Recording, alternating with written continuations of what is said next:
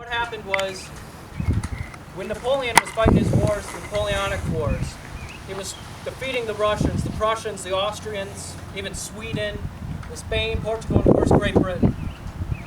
And what's going to happen is, he's going to plan to invade mainland Britain. The British are fearing that, so they need a strong navy. The French are right off that coast. So, what they do, they need sailors, right? Well, at the time it took 18 months to train a sailor. It's a lot easier when you can take another guy off another ship and put him into your navy instead. So that's what the British did. They took Americans off American ships, put them into the British Navy. It's called impressment. And why they thought that was illegal or legal? It was only about 30 or 20 years off from the Revolution, so they still saw them as British citizens. And what the War of 1812 is also referred to as the Second Revolution. So then how does that lead to here? Well, June of 1812, the British, or we will actually declare war, after we also found out the British were then arming the natives at Tippecanoe to halt the westward expansion. And this is actually probably one of the highly controversial wars. I think at the time, it was more controversial than Vietnam itself. And it's hard to think that, but the vote to declare war was only 5 votes off. So if you can imagine, that's tense right there. People in the New England states were obviously against the war, as people in Ohio, since Ohio was actually a state at the time, as where Michigan and Indiana weren't, they were for the war because they're directly affected by it. So they wanted to push for the war. And after a series of American defeats early on in the war, you guys can follow me into the fort itself.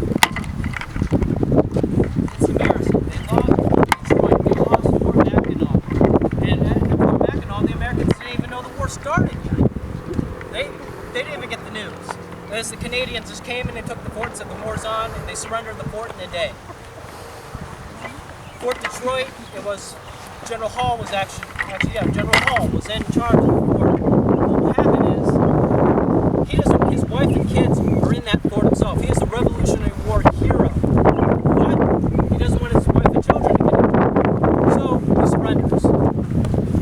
Since he did surrender the fort, but since he was a Revolutionary War hero, he didn't get the flack that some of the other commanders who were in charge of the forts that surrendered did. So, after a string of American defeats, especially at Fort Dearborn, people think Fort Dearborn is in Dearborn, Michigan. It's not. It's where Chicago is today, right on that river. So, February of 1813, after a series of the defeats, General William Henry Harrison, who was in charge of the Northwest Territory at the time, he would put in command to be built this fort. Now, if you can imagine, February 1813, we don't have this stuff that we have today. We don't have these warm blankets, this nice wool clothes, or these nice warm clothes. No, they're stuck with thin wool uniforms, thin wool pants. Well, you got the big jacket, so I guess it's all right. But this is swamp at the time. There's reported ankle deep of water, freezing water around your ankles in the middle of the winter while you're building this. And you got to think the amount of dedication it took to build this fort, to stop the British from coming and taking Ohio. If the Americans already lost Michigan, Indiana, and Wisconsin, those weren't states at the time, so I guess it was all right. But if you lose a state, what the British are going to do is they're going to come pile drive into the middle of America and effectively destroy them. So that's what they didn't want. So this actually was built by Eleazar Wood. He was a designer in the Revolution. This is actually one of the most sophisticated forts for the time. You notice every couple posts are down. I'll get to that in a little bit. At the bottom of there, that's where the cannons would have been. And the top, that's where the muskets would have went. Contrary to popular belief, people didn't actually sleep in there. That's just where they fought. And they're about 100 yards apart. That's the effective range of a musket at the time. So it was built by a mastermind, and actually Wood is named after Wood County, or Wood County will get the name from Eleazar Wood. This took a couple weeks to build in harsh conditions. The lieutenant, who was a lieutenant at the time in Valley Forge, he used to put on record to say this was worse than Valley Forge. So if you can just imagine the suffering they went through. If you had wood to sleep on in the mid of the day, by the time you got back to your tent, that wood was gone, you're laying in water again. It was absolutely horrible. So eventually, early April, or late April and early May, so around this time, the British have arrived. There's a white church steeple, and that's where I put my marker at. They're going to right across the river, and they're going to bombard that fort. But who's in charge here is William Henry Harrison, one of my personal heroes. He's not afraid of the British. He's familiar with frontier warfare, so he's not going to surrender. 9 days after the British are bombarding it, they're saying, what's going on here? The Americans haven't surrendered yet. What is going on? Well, he knew that. And so they just left away. They just walked away, said, this is not worth it. They've already been 9 days of harsh siege bombardment. So they just leave. And it's one of the first American victories. But since this was reconstructed in the 1970s, this is what the original fort was built on. I'm going to talk about the reconstruction a little bit. But the things that are original about the fort is these traverses. Originally, they were 14 feet tall, all hand dug. In a matter of 38 hours, they dug this up and built that up. So you can imagine that manpower, that steam of American energy that they built these traverses with. And once you get into the fort, you can understand how large and vast these are. The Americans, they were right here. They're camping right here. And the British were bombarding that church steeple. They saw, oh, this is where the encampment is. This is where the gunpowder and the water sources is. So they dug these up to stop the cannon fire. It's a brilliant move. And these, of course, originally 14 feet tall. If you could imagine hand digging those in a matter of 38 hours, it's extremely impressive. So, as I talked, well, at the time it took about, maybe a minute to reload these.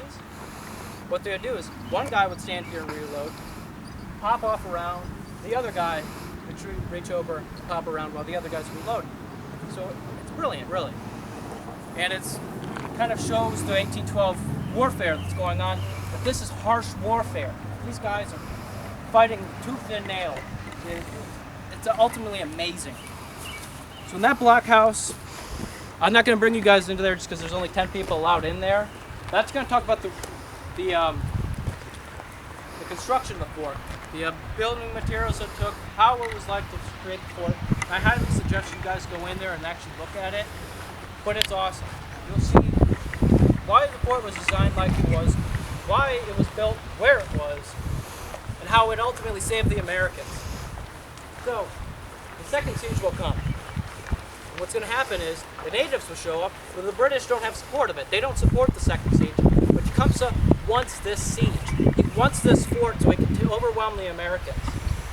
But since he doesn't have the British support, what they did was totally damn bad. They dressed up as Americans. They had a big fight. Ultimately embarrassing because they end up being scared by a thunderstorm and chased away. And General Hull didn't engage them because he wasn't expecting reinforcements. He just locked up the fort and stayed in here. He knew what was going on. And after the bad thunderstorm chased him away, that was the end of the second siege. And what's going to happen is this is the start of American victories. September 10th, Battle of Lake Erie. General Oliver has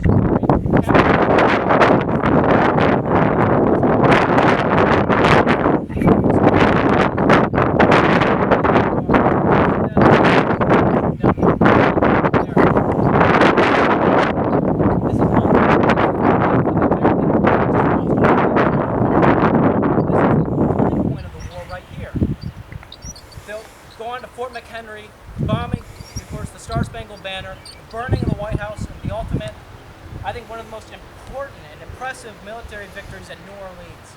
It's commanded by Andrew Jackson. 62 Americans died there. 2,000 British soldiers died. It's impressive. How did they do that? I don't know. They're actually probably using what wasn't referred to then, but it was guerrilla warfare. They'd pop out of the bushes, shoot them when they could see them in the face, since powder was scarce. So, actually, if you'll notice that flag, it only has 18 stars. Well, that's because there's only 18 states here at the time. And that'll be the flag that's flown at Fort McHenry, and that's the flag that's often called the Star-Spangled Banner right there. And Blockhouse 6. talks about the weapons used here.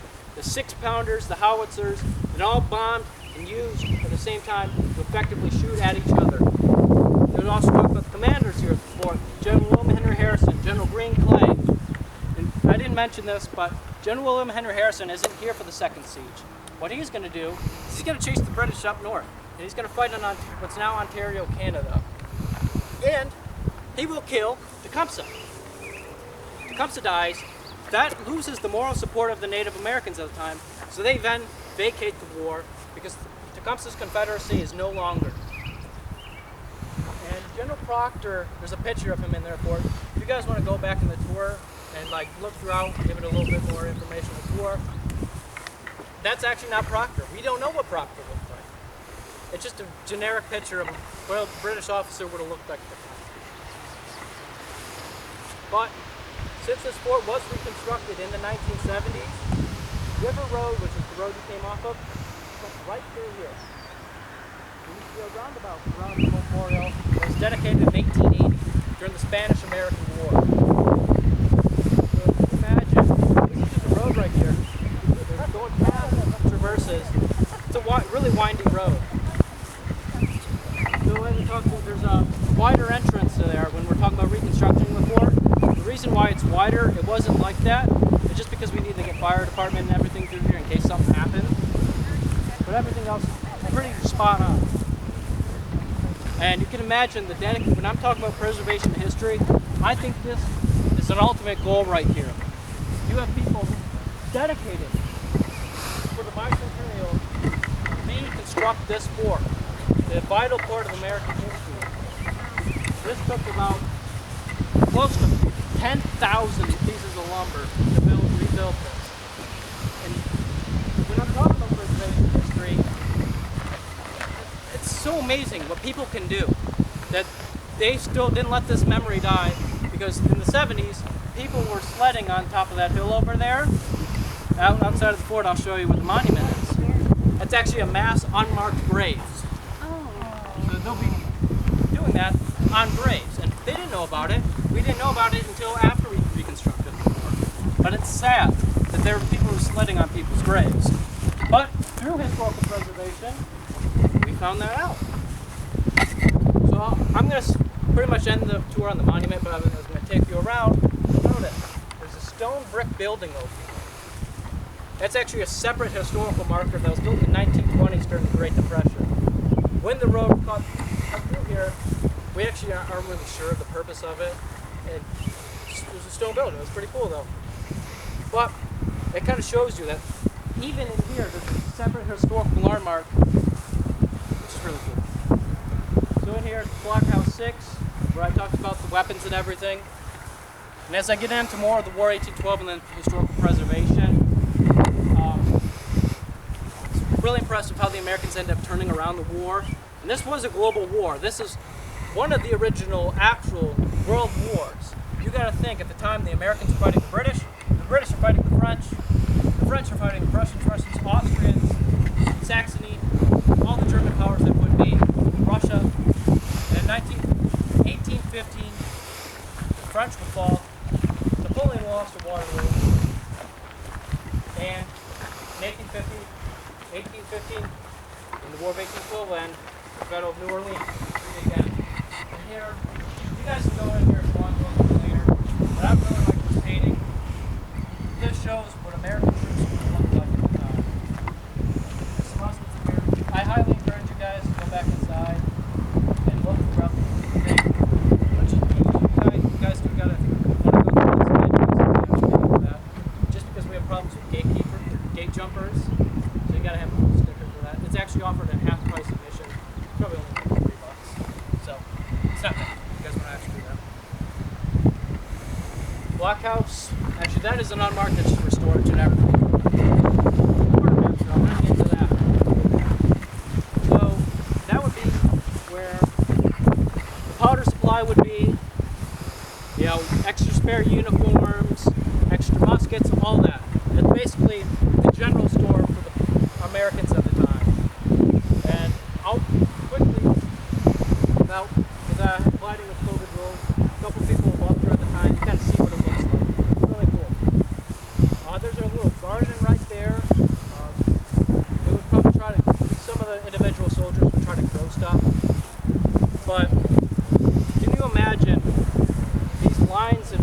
tents that we'll have actually lined up here for the first siege. Kind of get the little thing. I think you guys should really come to the first siege just because of what it actually looks like when everything is all set up, when we have a bunch of soldiers here. It's really impressive. So we're as I said, there's a lot of cool stuff in there. That's actually, the smokestack I do believe is somewhat original, as where all the other stuff is. Beautiful building though, beautiful reconstruction. I am biased because this is Fort Meigs, a little home away from home. Walk through here. You can even see how big they are now. Just imagine when they're 14 feet tall. These actually eroded throughout time and everything. Pretty cool. So there's a little garden. We'll walk. I'm going to try to socially distance and walk through the quartermaster that's on too. Let's not do that. Alright.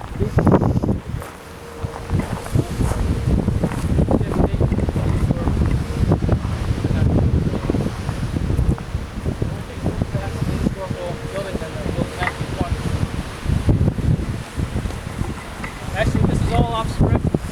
I didn't get this far in the script. I thought I would just stop there. But I'm showing you guys a picture of the tour. So I'm going off. There's a garden. I'm not sure what that is.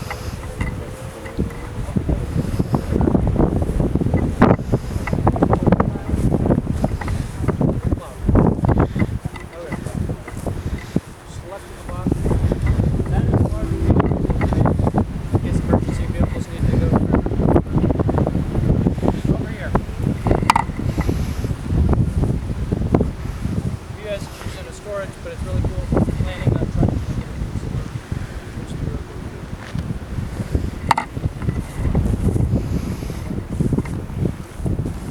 Do you guys have any questions along the way or anything? So here, as we reenacted Fort Meigs, you'll notice the 2nd Artillery. We're actually part of Cushing's company. I highly suggest you guys come over, look at another artillery company. We will eventually shoot off the cannons and everything. It's a real good time.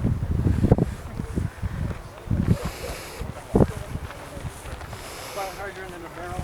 That's right there.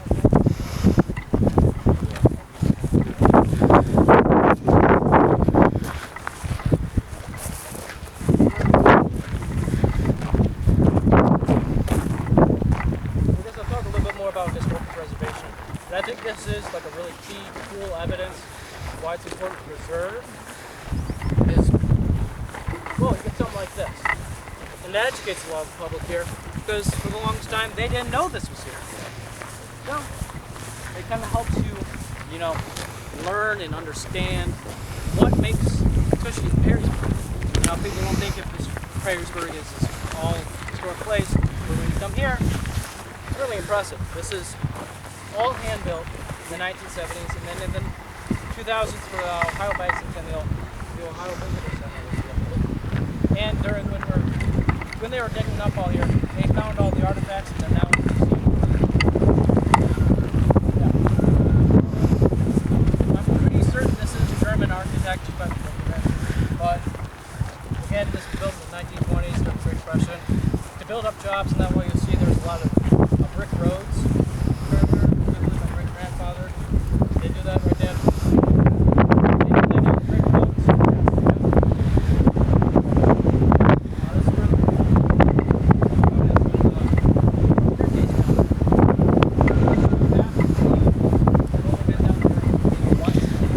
It's like a 2 feet clearance, so that was fun. Over here is little woods batteries. So they would have stockades all around the fort. Even though the British were bombarding that side, they needed to keep that side. You need